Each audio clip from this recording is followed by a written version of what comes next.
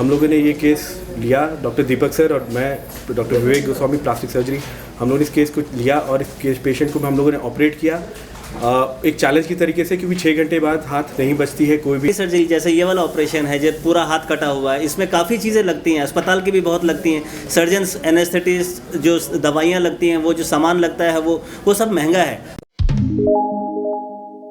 Promise health care Ranchi में 2 टुकड़ों में कटा हुआ हाथ लेकर एक मरीज को लाया गया। यह मरीज 2-3 जगह दिखाकर आया था जहां हाथ काटने की सलाह दी गई थी। वहीं प्रॉमिस हेल्थ केयर में फौरन सर्जरी की तैयारी शुरू की गई।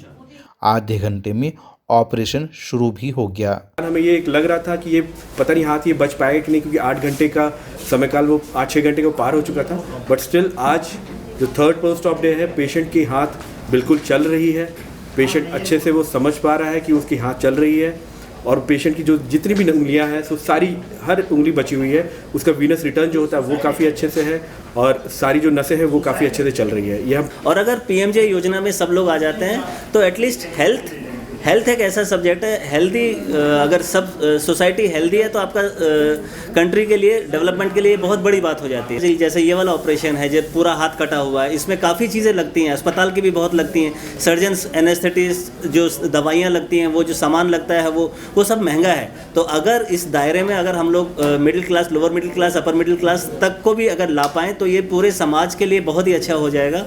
और कम से कम इलाज के लिए हेल्थ एक स्टेट सब्जेक्ट होना चाहिए।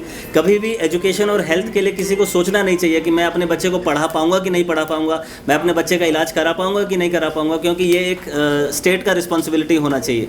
तो अब जाके ये बीपीएल तक जो सुविधा प्राप्त है वो अगर लोअर मिडिल क्लास और अपर मिडिल क्लास तक भी अगर जाती है तो ये सारे समाज के लिए हो जाएगा कि नहीं, उनको सोचना नहीं पड़ेगा कि मैं अच्छे से अच्छे अस्पताल में जाके अच्छे से अच्छी इलाज बिना कुछ सोचे समझे कर सकता हूँ।